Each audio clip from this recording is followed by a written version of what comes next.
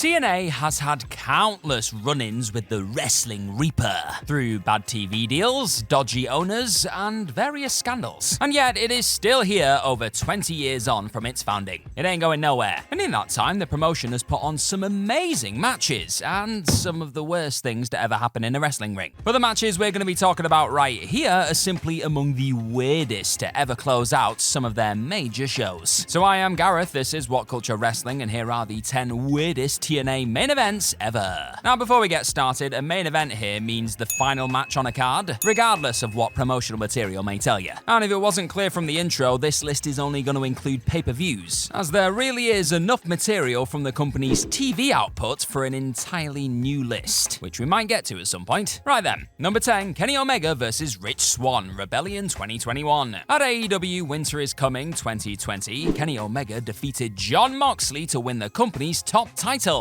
with a little help from TNA employee Don Callis. How could we ever forget? And this earth-shattering moment would spark the beginning of a working relationship between the two promotions, culminating in this history-making match at Rebellion 2021. In one corner was Omega, and standing opposite him, Rich Swann, the Impact World Champion. One fall, both belts on the line, winner take all. This was gonna get spicy, folks. Owing to the politics involved, matches between two world champions from different companies are extremely rare, especially with both titles up for grabs. It's even rarer that they have a conclusive finish. But this one provided just that when Omega pinned Swann to become a double champion. It was a good weird, but it was still pretty weird. Okay, Omega was actually a triple champion, as he was also the AAA Mega Champion at the time. But let's not complicate things, it doesn't take much to hurt my head. Omega would reign with the TNA Gold for a chunky 110 days before dropping the title to Christian Cage, who also worked for AEW. But he would later be beaten by Josh Alexander, restoring balance to the universe. For a while there, though, this odd Rebellion main event resulted in AEW's Omega being the king of TNA.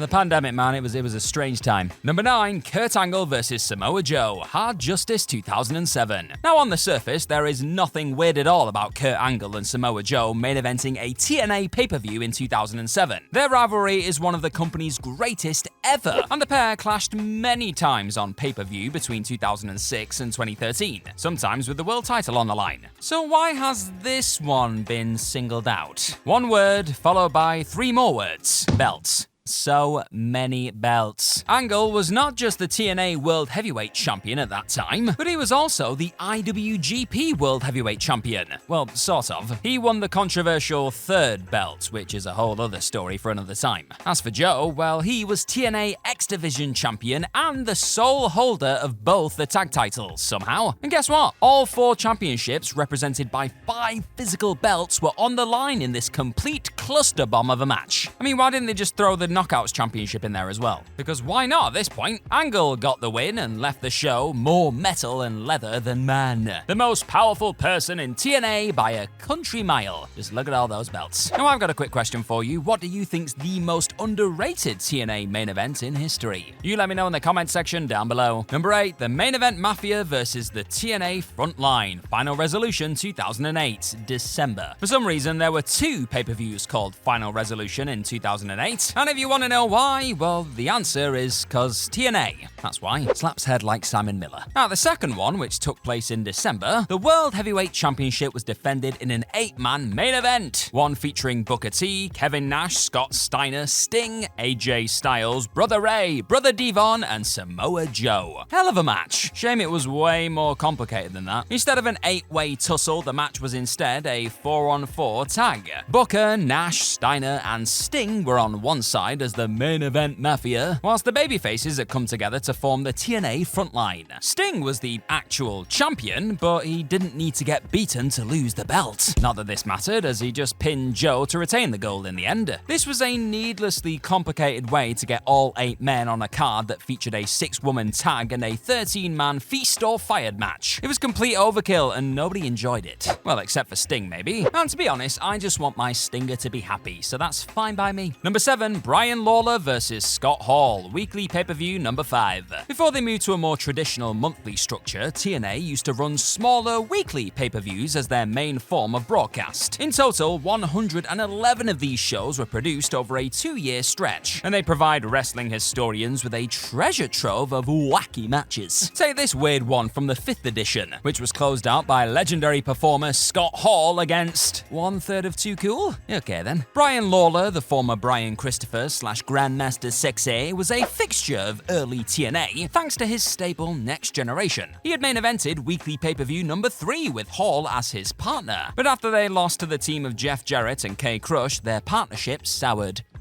The pair had a pretty standard match that mostly involved the bad guy battering his opponent up and down the arena before pinning him. Now, Scott Hall was the kind of name that could have main evented any show in the world, but the same simply was not true for Jerry's son. And looking back, this match should definitely have been swapped out for the X Division title clash between AJ Styles and Low Ki, which went on immediately beforehand. Number 6, The Great Muta and Tajiri vs. James Storm and The Great Sonata, Bound for Glory 2014. Bound for Glory is TNA's version of WrestleMania, their biggest show of the year where the biggest stars put on the best matches, in theory. The 2014 edition of the show was the first to take place outside of North America, as the TNA crew traveled to the land of the rising sun to partner with Japanese promotion Wrestle One. A bunch of inter-promotional matches took place across the card, culminating in this very, very strange main event tag. Wrestle One was represented by 2 Japanese legends, The Great Muta and William Regal's best friend Tajiri. As for the TNA lads, well, they were Cowboy James Storm and future IWGP World Heavyweight Champion The Great Sonata. He had dropped The Great from his name when he won that belt, but this was still the same guy, people. Now, Sonata may be a main eventer these days, but this was long before he was at that level. And the other 3 guys were all definitely great wrestlers, but none of them felt like they really belonged here in the final match of a flagship pay-per-view. It was just a weird combination of talent to put in the last spot on a big show. The Wrestle One guys won, in case you were curious, but it was all just too odd to take seriously. Thank you very much for stopping by to watch this weird TNA video today, my friend. If you like this kind of stuff, then hit that subscribe button down below and you'll get more of it on your feed,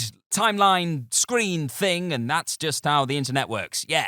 Number 5, Tavita Fafita vs. Sean Ricker vs. Martin Stone vs. Dalton Castle vs. Crimson, Gut Check 2015. Gut Check was a program run by TNA, not too dissimilar from Tough Enough. It took prominent indie wrestlers and gave them a chance to shine on a bigger platform. And it helped the company land such promising talents as Ivelisse, Taylor Hendricks, and Brian Cage. In 2015, the company ran a one-night-only pay-per-view called Gut Check, where 10 rookies would compete for the chance to qualify for the main event. And the winner of that match would be named the competition champion and be granted a TNA contract. Exciting stuff. 5 people made it to the final match, which was fought under elimination rules. They were, in order of elimination, Dalton Castle, a future ROH World Champion, Martin Stone, who had become Danny Burch in NXT, Crimson, who had a decent run in TNA, Sean Ricker, the future LA Knight, yeah, and Tavita Fafita, the new Bloodlines Tongaloa. What a strange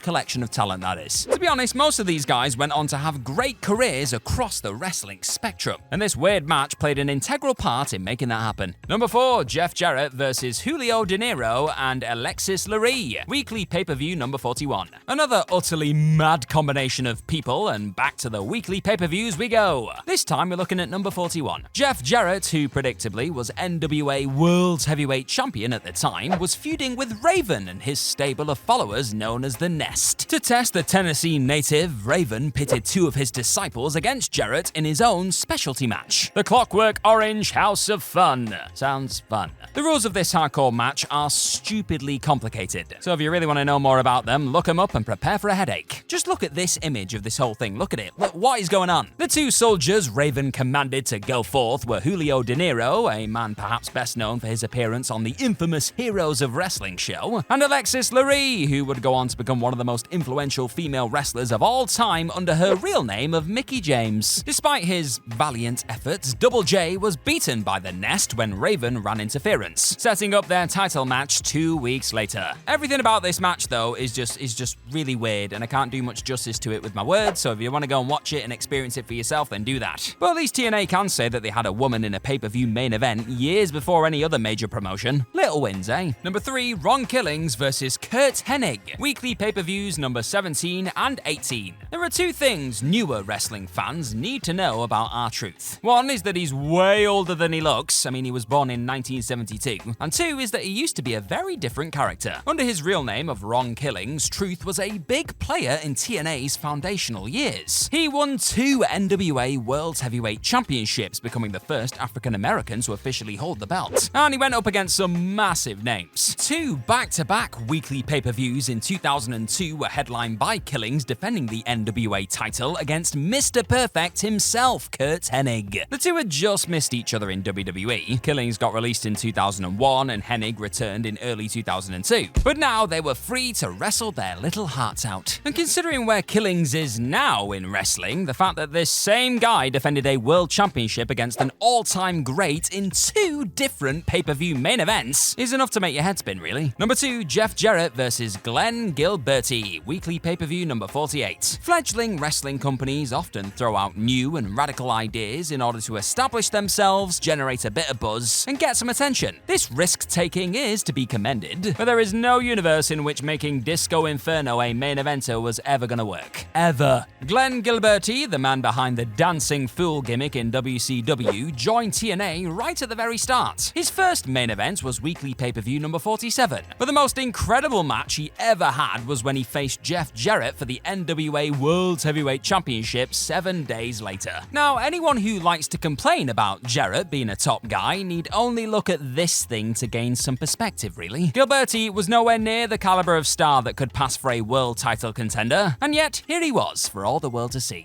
Mercifully, Disco did not win the world title and his TNA career quickly fizzled out. Since then, he has forged a healthy career getting angry on podcasts. His listeners likely unaware of just how close he once came to winning the oldest wrestling championship in the world. Number 1, Dusty Rhodes, Jeff Jarrett, and the Road Warriors versus Triple X and Vince Russo, weekly pay-per-view number 28. Considering he booked himself to win the WCW World Championship, it should come as no surprise, really, that writer Vince Russo had 3 matches in TNA, all of which were weekly pay-per-view main events. Shocked. The most bonkers has to be the first one, though, which took place at number 28. Russo was part of an 8-man tag where his partners were Triple X, Christopher Daniels, Elix Skipper, and Low Key. The trio were part of Russo's Sports Entertainment Extreme faction, or SEX, because of course that's what it was called. Their opponents were Jeff Jarrett and 3 legendary men who had their heyday in the 1980s, Dusty Rhodes and the Road Warriors. Unfortunately, as Russo didn't get in the ring for the entire match, fans were robbed of the opportunity to see him take a bionic elbow or a doomsday device. If all that wasn't enough, SEX won the match after a run-in by none other than Nikita Koloff, a baffling combination of young guns, old men, and non-wrestlers. This has got to be one of the weirdest wrestling main events in the history of our great sport, if not the weirdest ever. Have you had fun with this weird TNA main events list? Then why not check out this SmackDown version of the very same wacky concept? Oh, you're in for a ride.